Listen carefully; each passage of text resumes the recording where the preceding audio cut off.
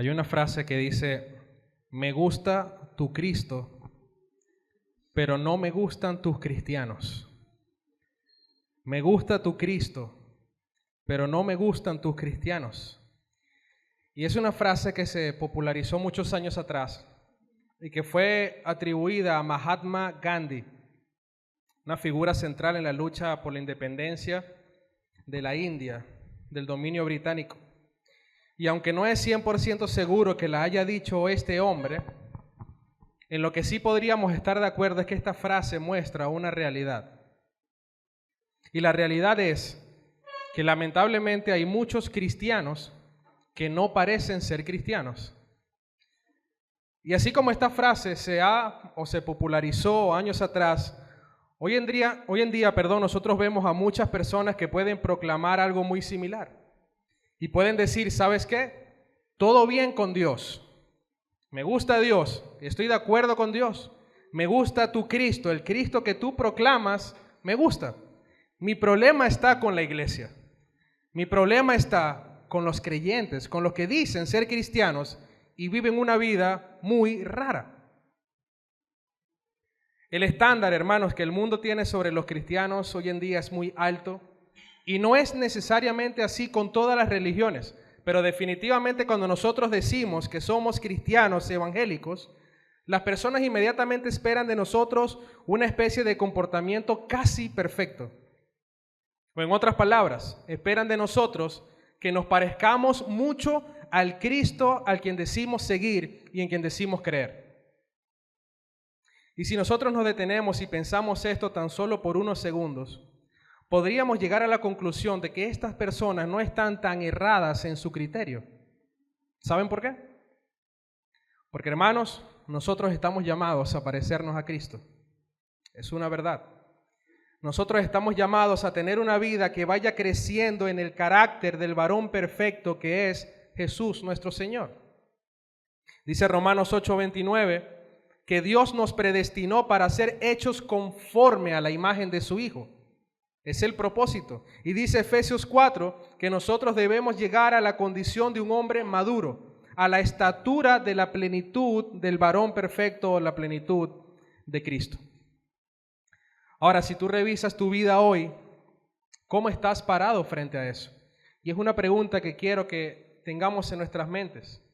¿Cómo estás tú parado ante la realidad de que debes parecerte cada vez más a Cristo? Si reflexionas tu vida, si reflexionas tu interior, ¿cómo estás parado frente a eso?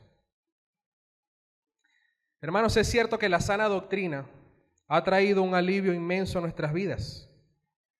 Es cierto que el celo de las Escrituras y el celo por estudiar la Biblia nos ha llevado a profundizar cada vez más en los detalles teológicos de las Escrituras. Es una realidad. Es cierto que hemos notado que la teología y la doctrina definitivamente sí importa. Y eso despierta en nosotros un interés natural de estudiar, de prepararnos, de buscar hacer talleres, de buscar estudiar en seminarios reformados, de buscar estudios bíblicos, teológicos. Y cuando nosotros vamos avanzando en pro de eso, sin duda, vamos a empezar a crecer en conocimiento, a memorizarnos cientos de versículos de la palabra, empezamos a tener un criterio cada vez más sólido, bíblicamente hablando. Ya podemos tomar un texto y hacer una exégesis correcta, ya podemos conectar a Cristo de una manera legítima, incluso con pasajes del Antiguo Testamento, etcétera, etcétera, etcétera. Pero, ¿qué impacto tiene eso en nuestras vidas? ¿Qué impacto tiene eso en la vida regular de la iglesia? ¿Qué impacto tiene eso que sabemos en nuestro alrededor, en la sociedad en la que vivimos? ¿Cómo estamos viviendo después de saber tanta doctrina? Tenemos nuestra cabeza llena de doctrina, llena de teología. Ok, eso está bien. Ahora, ¿cómo estamos viviendo eso que sabemos?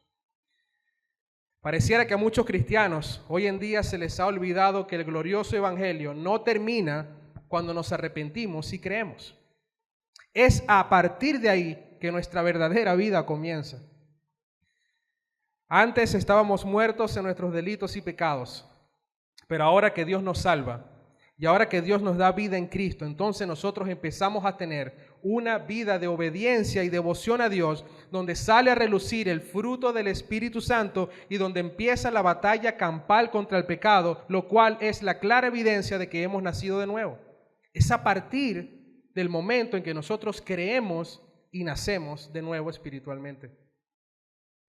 Es a partir de ahí que Dios demanda de nosotros, sus hijos, una vida piadosa, que sea coherente, congruente con todo lo que Él ha hecho a nuestro favor. Es a partir de allí.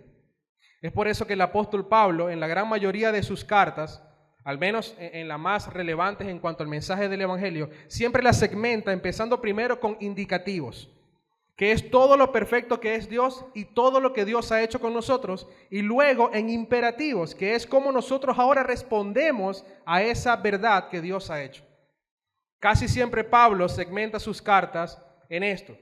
Y hermanos, si había alguien realmente celoso por la verdad de Dios, créame, era el apóstol Pablo. Y por eso su insistencia en contagiar de ese mismo celo a sus discípulos, preparándolos para estar claros y para estar firmes en la verdad, pero también para estar firmes en cuanto a su vida cotidiana. Pablo le dice constantemente a sus discípulos que estén atentos a enseñar, pero también a vivir y a reflejar toda la sana doctrina que han estado aprendiendo, con el propósito de llevarlo a la iglesia, enseñarlo a la iglesia, para que la iglesia misma pueda vivir entonces vidas piadosas que reflejen la doctrina de Dios. Y esa va a ser justamente la exhortación a Tito en nuestro texto el día de hoy. Por eso he titulado el sermón El reflejo de la sana doctrina. El reflejo de la sana doctrina. Y ven la imagen allí. Si te paras frente al espejo y ves todo lo que tú sabes, puedes preguntarte, ok, ¿y ahora mi vida cómo refleja eso que yo sé? Vamos a leer juntos Tito 2, versículos del 1 al 10. Leemos y oramos para que el Señor nos guíe en este tiempo. Dice la palabra del Señor: pero en cuanto a ti, enseña lo que está de acuerdo con la sana doctrina. Los ancianos deben ser sobrios, dignos, prudentes, sanos en la fe, en el amor, en la perseverancia. Asimismo, las ancianas deben ser reverentes en su conducta, no calumniadoras ni esclavas de mucho vino, que enseñen lo bueno para que puedan instruir a las jóvenes a que amen a sus maridos, a que amen a sus hijos, a que sean prudentes, puras, hacendosas en el hogar, amables, sujetas a sus maridos, para que la palabra de Dios no sea blasfemada. Asimismo, versículo 6, exhorta a los jóvenes a que sean prudentes.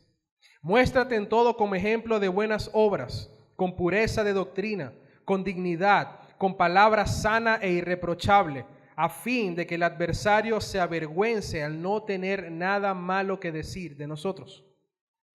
Exhorta a los siervos a que se sujeten a sus amos en todo, a que sean complacientes, no contradiciendo, no defraudando, sino mostrando toda buena fe, para que adornen la doctrina de Dios nuestro Salvador en todo respecto. Amén. Oremos, hermanos. Bendito Dios, te damos gracias una vez más, Señor, porque eres un Dios bueno, grande, poderoso, sobrenatural. Gracias, Señor, por tu iglesia. Gracias, Señor, porque nos topas con estos pasajes que nos llevan a hacer una reflexión interna en nuestras vidas, Señor, a examinar nuestra fe. Ayúdanos, Señor. Guíanos en este tiempo. Háblanos, Señor, profundamente en nuestro corazón. Sé tú tocando las fibras y el corazón, Señor. Que tu palabra penetre más profundo en nuestro corazón, con el propósito de que tú seas glorificado. Te adoramos, Señor, en el nombre de Jesús. Amén.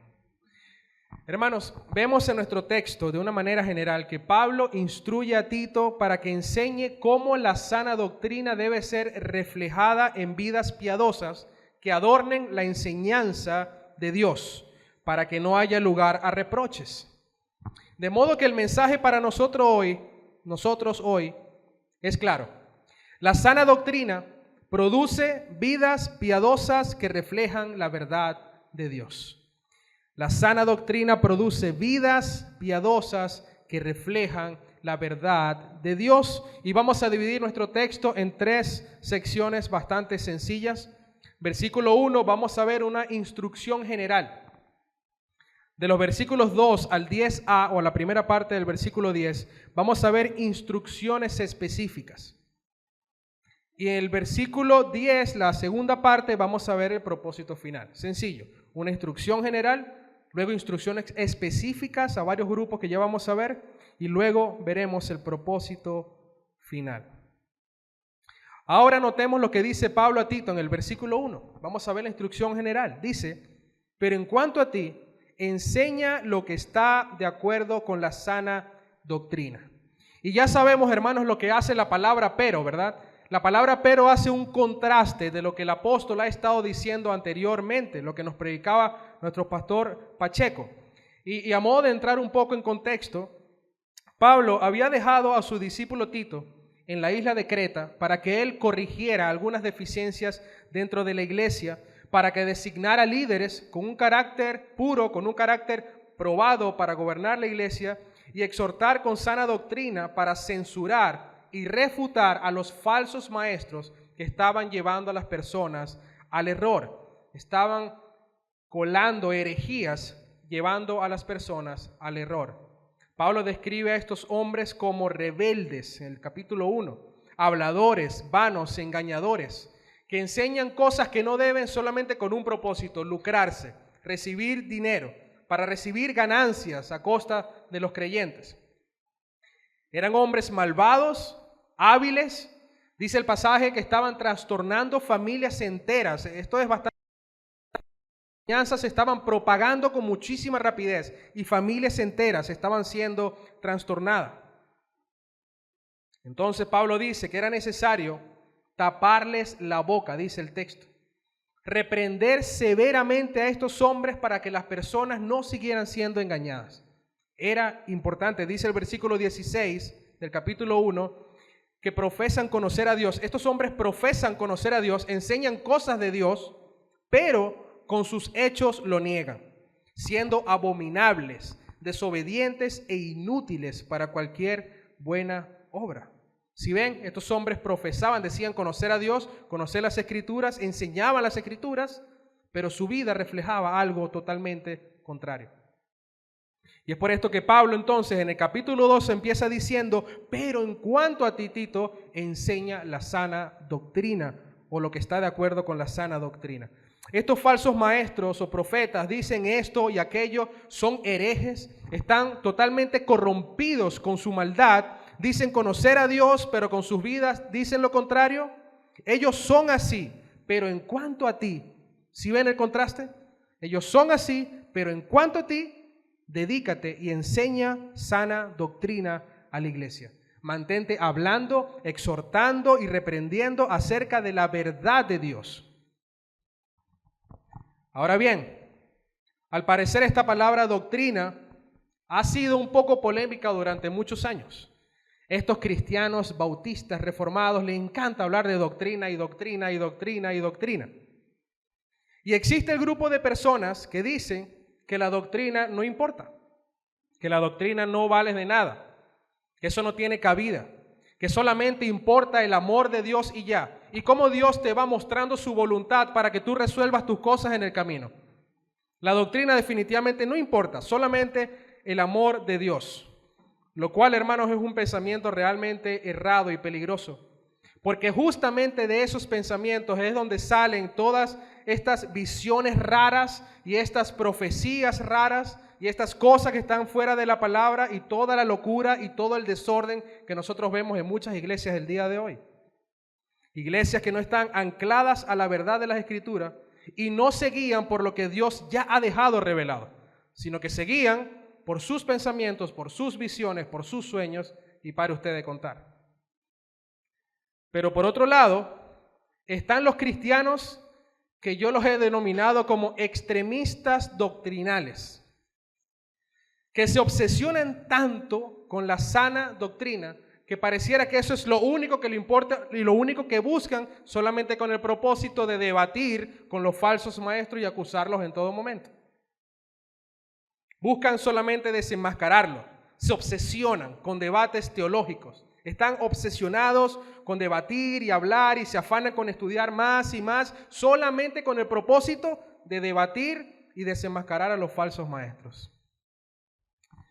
Bueno, pero, Pastor Jorge, en cierto sentido eso es lo que dice Tito en el capítulo 1. Tito en el capítulo 1 dice que hay que taparles la boca a estos falsos maestros. Y sí, es verdad. Sin embargo, no todo es eso. Y porque no todo es eso, es que Pablo le empieza a decir a Tito en el capítulo 2 lo que le va a decir. La sana doctrina, hermanos, va más allá que simplemente desenmascarar a los falsos maestros. La sana doctrina nos ayuda a entender la verdad revelada de Dios para poder vivir vidas piadosas que reflejen y adornen y embellezcan su doctrina o su verdad. La palabra sana viene de la palabra griega ugaino, que significa estar sano o estar bien de salud. De hecho, de ahí viene la palabra higiene, lo cual nos da la idea de, o implica que es algo saludable, puro, pulcro, limpio. Y la palabra doctrina viene de la palabra griega didaskalia, que significa enseñar o instruir o instrucción. Entonces, cuando unimos estas dos palabras, se traduciría literalmente como enseñanza saludable, sana doctrina, enseñanza saludable o una instrucción que es buena para la salud, en este caso la salud espiritual. Ahora, si quieren un concepto general un poco más elaborado, podría ser el siguiente, y si quieren tomar nota, trataré de decirlo un poco lento y repetirlo. La sana doctrina es la enseñanza bíblica de verdades teológicas que llevan a la salud espiritual y a vidas transformadas para la gloria de Dios. Voy a repetirlo. Ya veo sus caras, tranquilos. La sana doctrina es la enseñanza bíblica de verdades teológicas que llevan a la salud espiritual y a vidas transformadas para la gloria de Dios. Entonces, hermanos, ¿será que la doctrina importa dentro de la iglesia? La respuesta es un contundente sí, porque solamente el entendimiento claro de la verdad de Dios es la que puede llevarnos a una vida congruente con sus estatutos. Bueno, perfecto. Entonces, Pastor Jorge, empecemos a hablar de doctrina. Pablo, ya estamos preparados entonces, Pablo, para que nos empieces a hablar de doctrina. ¿Por dónde empezamos? ¿Por Romanos? ¿Por Efesios? ¿Queremos ahora doctrina y teología densa y robusta? Bueno, Pablo en este caso invierte su regular forma de decir las cosas y dice, ¿sabe qué? Empecemos por la práctica. Miren lo que Pablo va a decir sobre la sana doctrina. Él le dice, Tito, tú vas a enseñar, vas a empezar a enseñar a la iglesia cómo deben vivir de acuerdo a la sana doctrina. Vas a hablar a los ancianos, a las ancianas, a los varones jóvenes, a las mujeres jóvenes y a los siervos. Estos son los grupos en los que Pablo engloba a toda la iglesia. No menciona a los niños, pero sí abarca a los ancianos, ancianas, jóvenes y siervos. Él decidió englobar a todas las personas en estos 4 grupos, así que todos los que estamos aquí, que somos parte de la iglesia, deberíamos vernos reflejados en algunos de estos grupos. Nadie se salva, nadie. Así que veamos las instrucciones específicas ahora a cada grupo. Pablo se dirige en primer lugar a los ancianos. Leamos el versículo 2. Dice que los ancianos deben ser sobrios, dignos, prudentes, sanos en la fe, en el amor, en la perseverancia. Entonces empecemos por los ancianos y podemos empezar a tomar nota.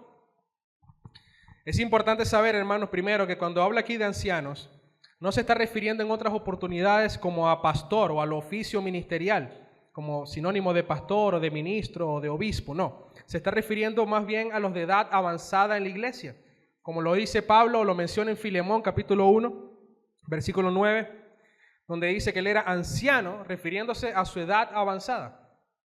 Sin embargo, como Pablo engloba a toda la iglesia, excepto los niños, dentro de estos 4 grupos, es necesario que nosotros entendamos que los adultos mayores con tiempo dentro de la iglesia deberían estar reflejados acá. Pablo solamente segmenta en ancianos y en jóvenes. Y si nosotros lo calculamos quizás en un rango aproximado de edad, podríamos estar hablando de ancianos en avanzada edad, pero también de adultos mayores, 40, 50 años, hombres con tiempo, hombres maduros en la iglesia, con tiempo en la fe o en el camino, el caminar cristiano. Y podemos hablar de jóvenes que pueden ser lo que conocemos como adolescentes, pero también pueden ser adultos en una edad quizás no tan avanzada. Podríamos estar hablando de hombres 20, 30, quizás 40 años. Hermanos, esto no es exacto, pero definitivamente Pablo engloba aquí, eso sí es una realidad, Pablo engloba aquí a toda la iglesia, así que hombres deben verse reflejados o en ancianos o en jóvenes. Y Pablo para los ancianos entonces empieza mencionando 4 características. Dice que los ancianos deben ser sobrios, dignos, prudentes y sanos. Entonces los ancianos deben ser hombres que se caractericen por ser sobrios en primer lugar, por ser hombres que tengan dominio propio. Deben ser moderados, no deben ser excesivos, impulsivos, sino con un carácter sobrio, estable, que no se excede en sus emociones ni en sus actitudes. Es lo que menciona Pablo en primer lugar. Los ancianos deben tener autocontrol a la hora de tomar decisiones. Yo les recomiendo, hermanos, que tomen nota porque esto es muy práctico lo que está diciendo Pablo acá. Pero también dice que son dignos o deben ser dignos. Hombres con un buen testimonio en su caminar con Cristo. Que sean hombres honorables, respetables, que los más jóvenes lo vean y admiren su vida y quieran imitarlo. Que los jóvenes tengan respeto y admiración en cuanto a su testimonio. Que ellos quieran imitar esa vida irreprensible, irreprochable de estos varones. Luego los ancianos, dice el texto, que deben ser prudentes. Es decir, de nuevo hombres con buen juicio. Que tengan discernimiento espiritual para saber tomar buenas decisiones, sin dejarse llevar por los impulsos carnales de su corazón. Deben ser moderados, entendidos, con buen juicio y con un sentido común bastante agudizado. Luego al final, Pablo dice que estos ancianos deben ser sanos y menciona 3 aspectos, si lo ven en el pasaje.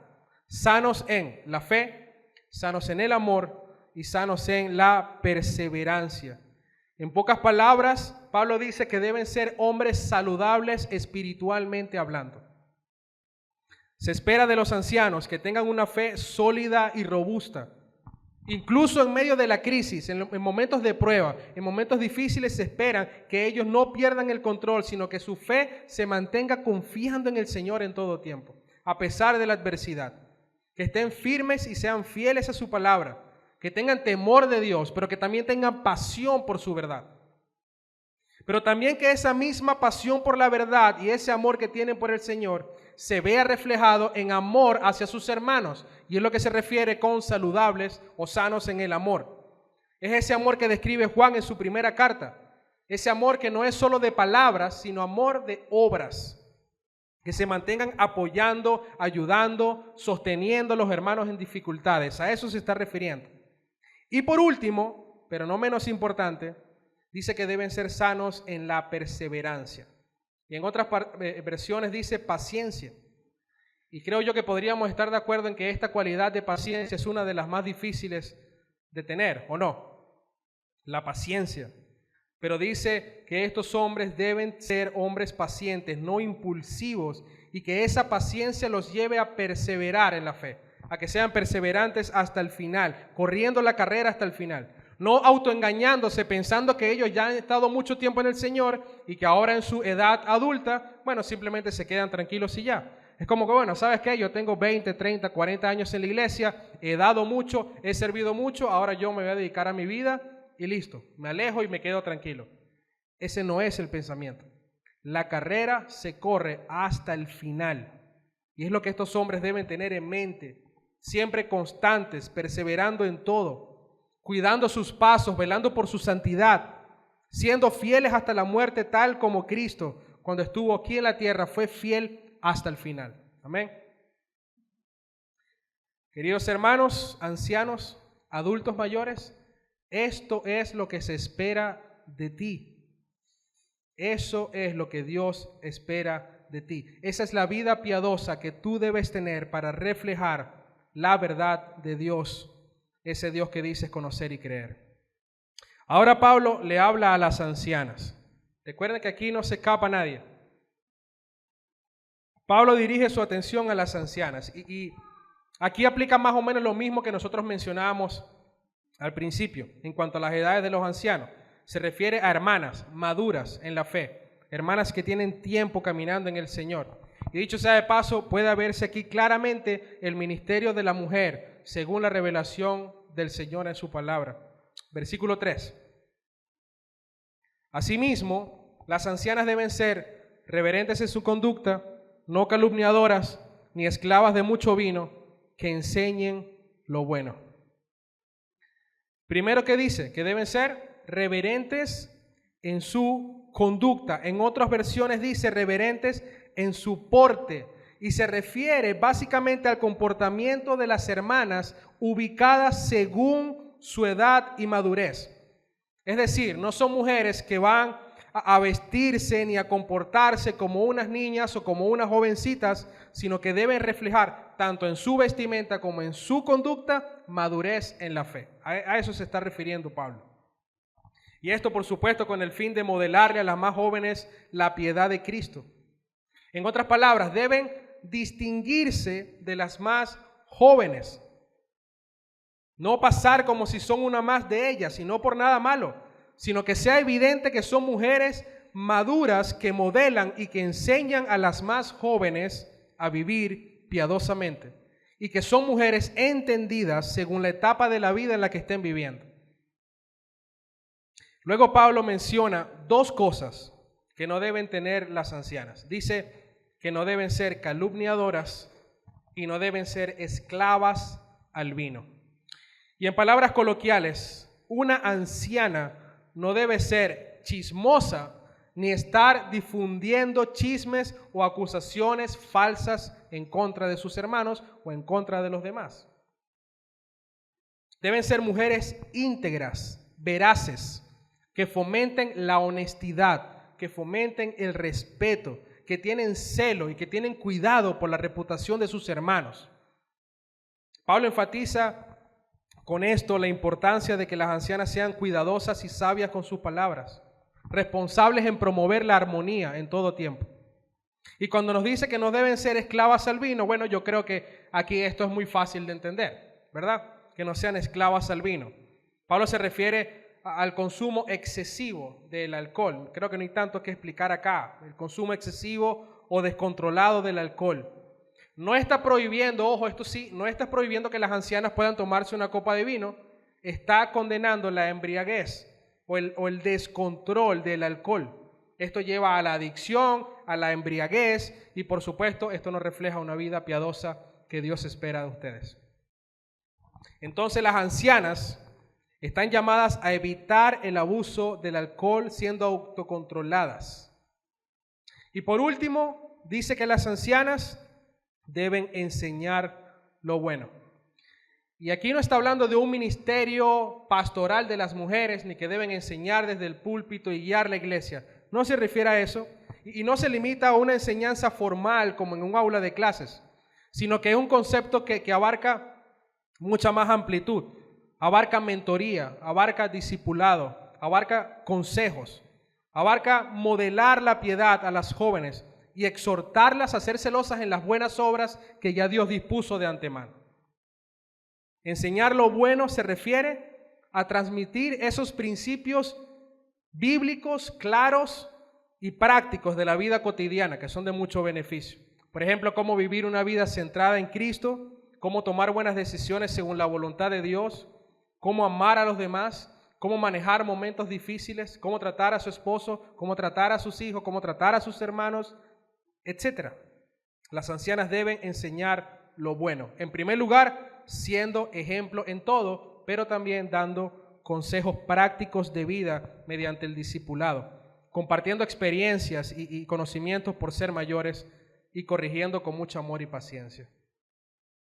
Ahora, ¿qué es lo bueno que deben enseñar para que ellas hagan a las más jóvenes? Si tienen que enseñar lo bueno, pero ¿qué es esto bueno? Y aquí entramos con las exhortaciones a las jóvenes o a aquellas hermanas en temprana edad que son menos experimentadas en cuanto a la fe. Dice el versículo 4 y 5. Y aquí Pablo toma un poco más de tiempo, así que yo les recomiendo, hermanas, que presten mucha atención.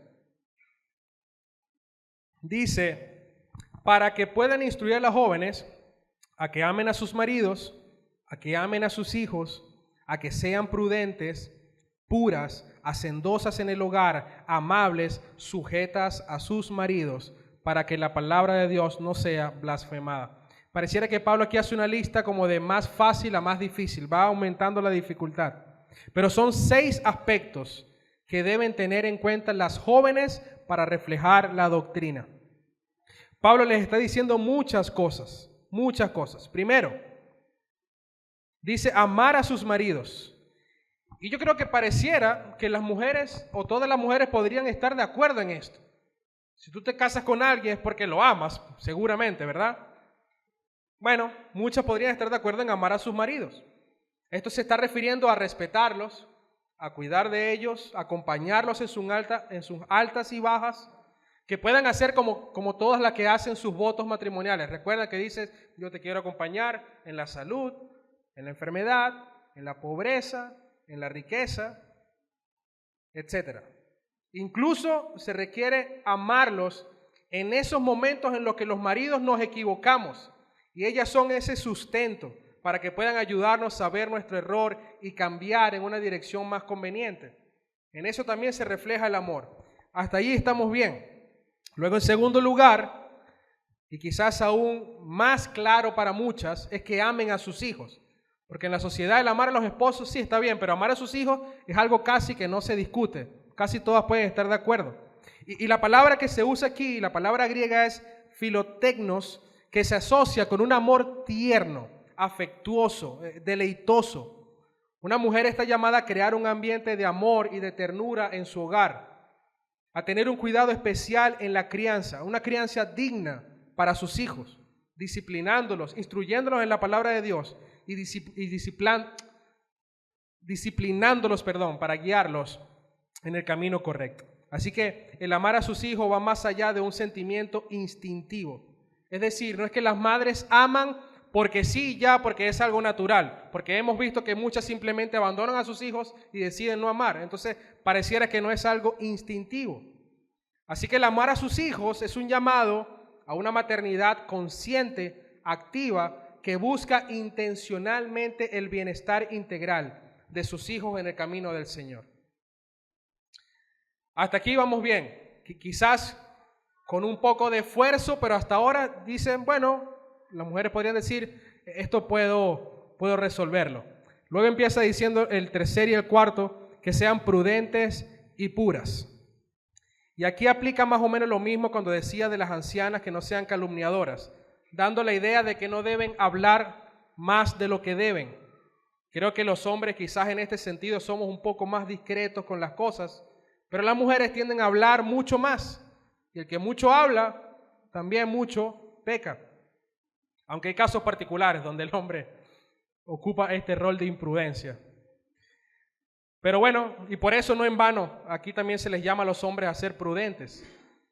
Así que las jóvenes también están llamadas a tener buen juicio, sensatez, dominio propio. Y cuando habla de ser puras, está refiriéndose exactamente o específicamente a la pureza moral y sexual de las mujeres. Deben ser mujeres cuidadosas con su sexualidad, guardando su pureza, no cayendo en promiscuidad, no dando espacio para que los hombres puedan tomar ventaja y tentarlas en esta área. Deben cuidar su virginidad, aquellas que son vírgenes, o su pureza, para el hombre que el Señor permita que sea su marido.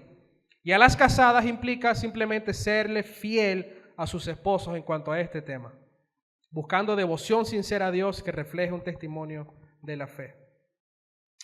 Ahora, ha subido un poco quizás la dificultad para las jóvenes, pero cuando nosotros vemos en la sociedad de hoy y el auge del feminismo y del empoderamiento de la mujer, entonces vamos a notar que estas últimas secciones quizás pueden ser las más difíciles, o por lo menos las que nosotros vemos que les cuesta más a las mujeres de hoy en día. Y me refiero específicamente a la quinta y a la séptima, porque en el medio esta de ser amable está ahí como suavizando un poco la cosa. Ser amable puede llegar a ser algo manejable. Pero ¿por qué es tan difícil para muchas mujeres el ser hacendosas en su hogar y el ser sujetas a su marido? ¿Por qué será que a las mujeres le cuesta tanto sujetarse a sus esposos? ¿O no es una realidad? Definitivamente lo es. Bueno, hermanos, todo empieza en el jardín del Edén, cuando la maldición de Dios cae sobre la mujer y le dice: desearás controlar a tu marido, pero él gobernará sobre ti. ¿Ven esto? Dios le dice a la mujer: tú vas a desear controlar a tu marido, estar por encima de tu marido, pero tu marido te gobernará a ti. Muchos ignoran este pasaje y sin duda hay una naturaleza en la mujer desde la caída de querer estar por arriba del hombre. Por eso escuchamos decir tanto en la sociedad que las mujeres no necesitan de ningún hombre, que ellas pueden solas, que ellas pueden trabajar duro para recibir su dinero y seguir adelante, que ellas no pueden estar sometidas a nadie porque ellas quieren hacer lo que quieren hacer.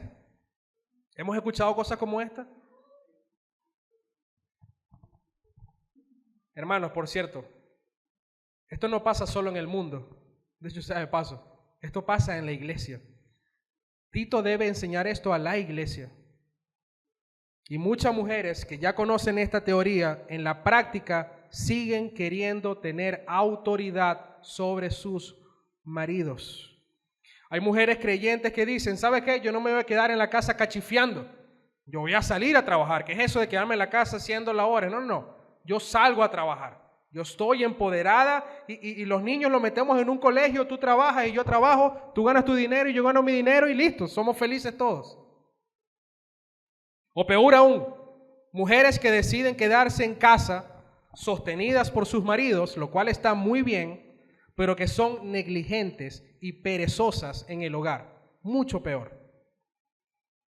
El llamado para las mujeres, como dice el texto, es a ser hacendosas, a tener su casa en orden, a tener su casa limpia, a aprender a cocinar las que no saben cocinar. Jóvenes que no saben cocinar, aprendan a cocinar. Esto es importante. Deben tener su hogar en orden de manera integral. Y hermanos, yo no estoy aquí condenando ni diciendo que las mujeres no pueden salir a trabajar y que eso está mal, para nada, porque es bien cierto que en algunos casos puede ser necesario. Sin embargo, el trabajar no debe ser un impedimento para que atiendan el llamado de Dios a cuidar su hogar de manera especial. También hay mujeres creyentes que dicen: bueno, pero ¿sabes qué? Yo no tengo que estar haciendo todo lo que mi marido me dice. ¿Qué es eso? Yo soy una mujer libre. Él no me gobierna, él no tiene poder sobre mí. Yo hago lo que yo quiera. ¿Hemos escuchado estas cosas? Sí. En el mundo y en la iglesia, lamentablemente. Y a veces lanzan el final y Dios conoce mi corazón, como para aliviar la cosa. Eso está mal, mis queridas hermanas. Las mujeres están llamadas a estar sujetas a sus maridos en todo, a dejarse guiar, a dejarse proteger por él. Y la única excepción a esto es si tu marido te incita u obliga a desobedecer la palabra de Dios, que es la máxima autoridad de nuestras vidas. Y esto es algo que quede claro. Si el marido pide algo pecaminoso, ilegal o que cause daño físico integral de la mujer, entonces la obediencia a Dios tiene prioridad sobre esto. Pero si no es así, entonces deben estar sujetas a sus maridos en todo. ¿Amén? Amén. Con el propósito que dice la última parte del versículo 5, para que la palabra de Dios no sea blasfemada. Veamos lo importante de esto. Para que la palabra de Dios no sea blasfemada. Ese es el propósito. El propósito principal de la conducta piadosa de la mujer es para que la palabra de Dios no sea blasfemada. Entonces las mujeres deben estar sujetas a sus maridos para que la palabra de Dios no sea blasfemada. Las mujeres tienen o no deben ser dadas al vino para que la palabra de Dios no sea blasfemada. Deben amar a sus maridos y a sus hijos para que la palabra de Dios no sea blasfemada. Es muy importante. Muchos en el mundo, muchos, hablarán bien o hablarán mal de la palabra de Dios, depende de la conducta o dependiendo de la conducta de ustedes, mujeres jóvenes. Ahora, en el versículo 6 se dirige a los jóvenes, pero a diferencia de la larga lista que deja a las mujeres, a los varones, ¿sabes qué le dice? Asimismo, exhorta a los jóvenes a que sean prudentes. Es como si Pablo le dice a Tito, las mujeres, dile esto, y saca una lista gigante. Y le dice, dile esto. Y Tito le dice, Pablo, y a los jóvenes, bueno, dile que sean prudentes. Listo. Solamente que sean prudentes. Y es la misma palabra que hemos estado viendo para las ancianas, para los ancianos, para las mujeres, solo que en este caso da un énfasis mayor a la prudencia, porque es lo único que menciona. Pablo está dando un peso importante a la prudencia en los jóvenes. ¿Por qué? Bueno, creo que no es un secreto que los jóvenes tienden mucho a dejarse llevar por las pasiones juveniles, valga la redundancia. Les cuesta más tener autocontrol, más o buen juicio en las cosas. De modo que los jóvenes deben estar mucho más atentos a ser moderados, a buscar la moderación, el equilibrio, a evitar los extremos, a evitar la impulsividad. Todo joven está llamado a madurar en su carácter, a desarrollar una mente controlada, firme, para honrar a Dios con su conducta. Pero como Tito es joven también, entonces Pablo lo incluye en esta exhortación y le dice en el versículo 7 y 8, muéstrate en todo como ejemplo de buenas obras, con pureza de doctrina, con dignidad, con palabra sana y irreprochable, a fin, y da el propósito también, a fin de que el adversario se avergüence al no tener nada malo que decir de nosotros.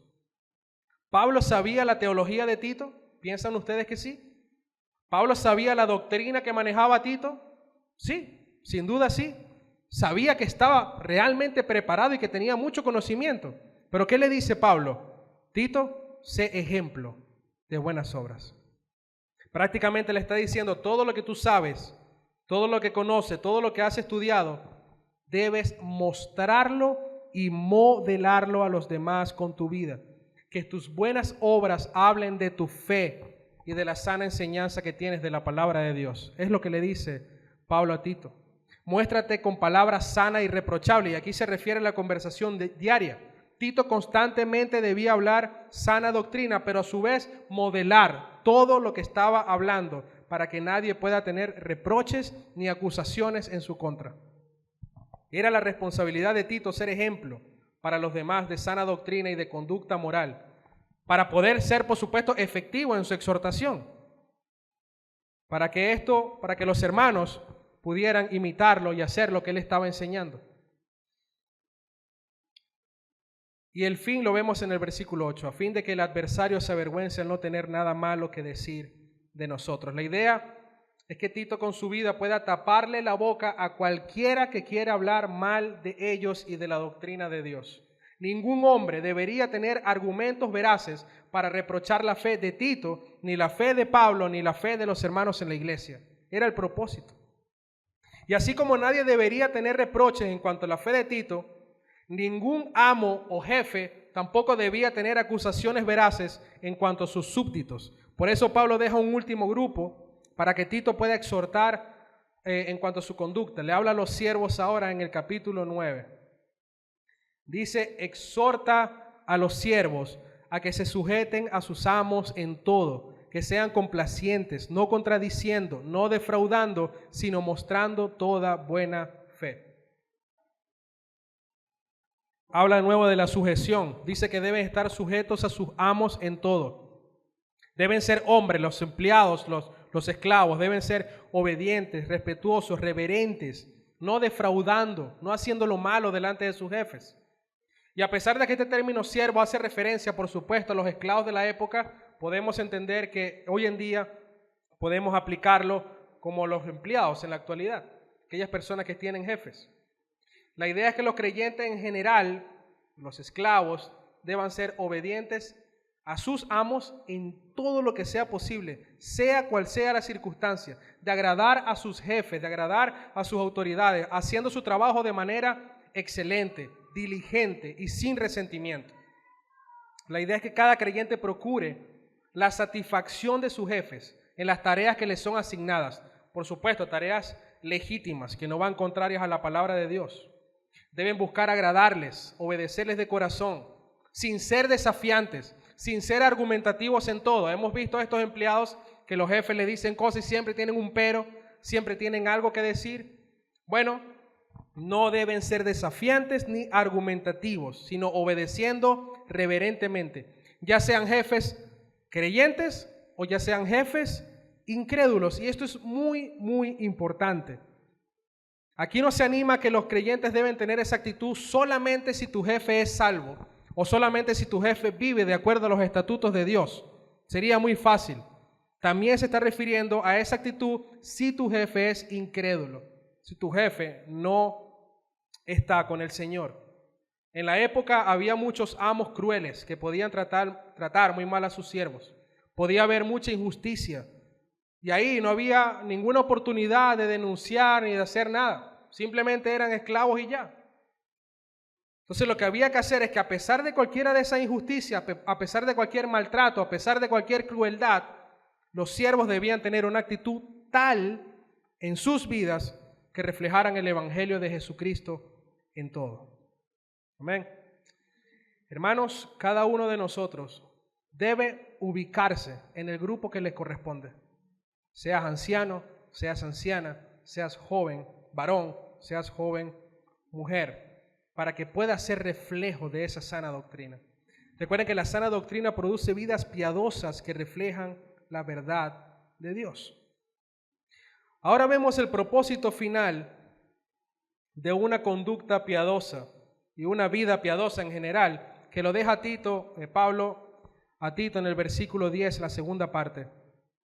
Miren el propósito final, hermanos. Dice, para que adornen la doctrina de Dios nuestro Salvador en todo respecto. Este es el clímax del pasaje. Este es el propósito supremo de una vida piadosa. El propósito supremo es hacer atractiva la doctrina de Dios, embellecer la verdad de Dios, que las personas en este mundo puedan verte y puedan interesarse por tu fe, para que puedan llegar a ese gran Dios que ha decidido amarnos y rescatarnos por gracia. Ese es el propósito de esto. La doctrina de Dios se resume, hermanos, en la verdad de un Dios que salva a pecadores por medio de un cordero sin mancha, inmolado, que fue sacrificado para el perdón de nuestros pecados. Ese cordero es Jesucristo.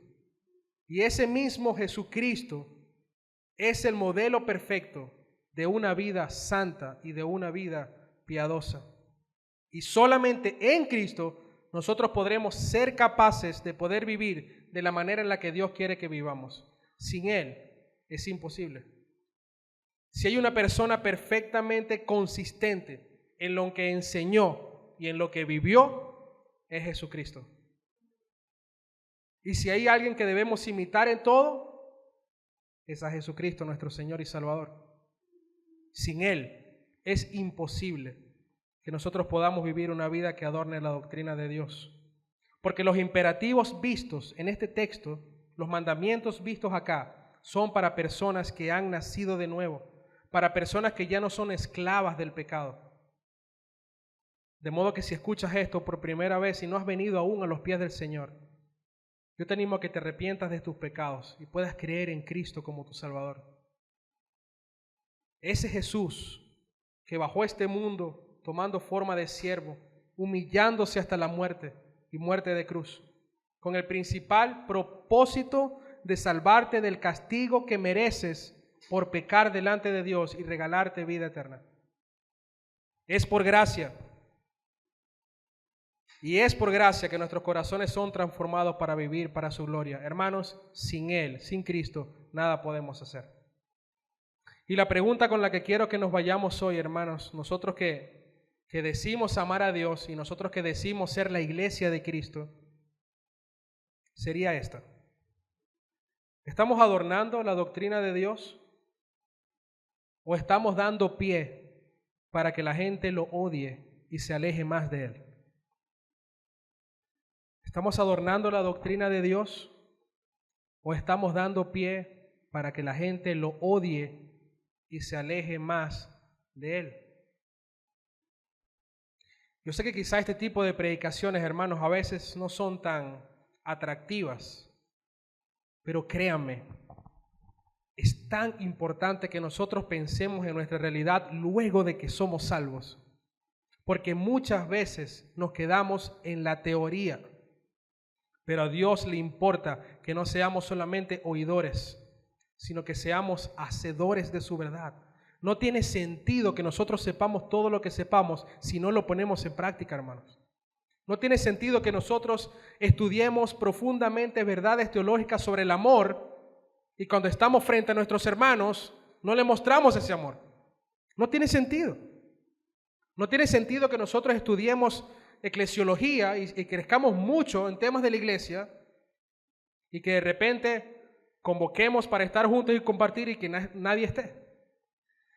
Son ese tipo de cosas donde nosotros nos damos cuenta que la doctrina sí importa y mucho, pero importa mucho más llevarla a la práctica. Debemos conocerla y estudiarla, pero hermanos, si no la llevamos a la práctica no sirve de nada. Es como dice Pablo, yo puedo hablar lo que sea, puedo hacer lo que sea, pero si no tengo amor, no vale de nada. Aplica lo mismo para la doctrina. Tú puedes estudiar y conocer toda la teología de la Biblia y puedes ser un erudito en la palabra, pero si tú no lo pones en práctica, no sirve de nada. Es necesario que entendamos eso, hermanos. ¿Estamos adornando la doctrina de Dios o estamos dando pie para que la gente lo odie y se aleje más de Él? Ten cuidado, hermanos. Ten cuidado con el mucho conocimiento y pocas obras. Ten mucho cuidado con el mucho conocimiento y poca práctica. Repito, no sirve de nada. Es importante aprender, pero mucho más importante ponerlo en práctica. Que la teología no quede solamente aquí. Debemos trasladarla aquí y luego de aquí trasladarla aquí y el entorno de afuera. Es lo que tenemos que hacer con la doctrina. No puede quedar solamente acá, en el corazón, y llevarla afuera, donde vamos a ser testimonios de la verdad de Dios. No te avergüences del Evangelio. ¿Sabes por qué no te deberías avergonzar del Evangelio? Porque el Evangelio es poder de Dios para la salvación de todo aquel que cree. Entonces, hermanos, el ánimo es a estudiar y a ponerlo en práctica. Las dos. No te quedes en una sola, ni acá ni acá. Dicho sea de paso, es muy difícil que lo pongas en práctica si no sabes también. Por eso Pablo dividía sus cartas de esa manera. Primero conoces lo que Dios es y lo que Dios hace y luego entonces atiendes o vives de acuerdo a esa realidad. Así funciona, no al revés. Así que el ánimo es a ambas, mis hermanos. Amén. Vamos a ponernos de pie, a orar y a adorar a nuestro gran y bendito Dios. Oh Señor, cuánta gracia tienes. Cuánta misericordia tienes con nosotros, Señor. Cuánta paciencia tienes con nosotros. Gracias porque nos enseñas, nos instruyes, nos reprendes, nos confrontas con tu verdad. Señor, ayúdanos a podernos ver en el espejo de tu palabra y ver cómo estamos viviendo.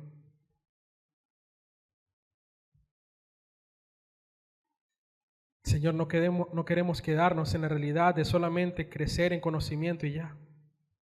Queremos vivir para tu gloria, Señor. Danos el dominio propio que necesitamos, la fortaleza, Señor. Sigue derramando tu gracia sobre nuestras vidas porque sin ella no podemos.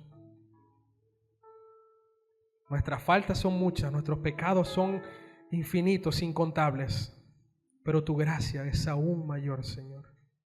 Es aún mayor. Te damos gracias, Señor, y te damos la gloria que solamente tú mereces. En Cristo Jesús te oramos. Amén. Amén.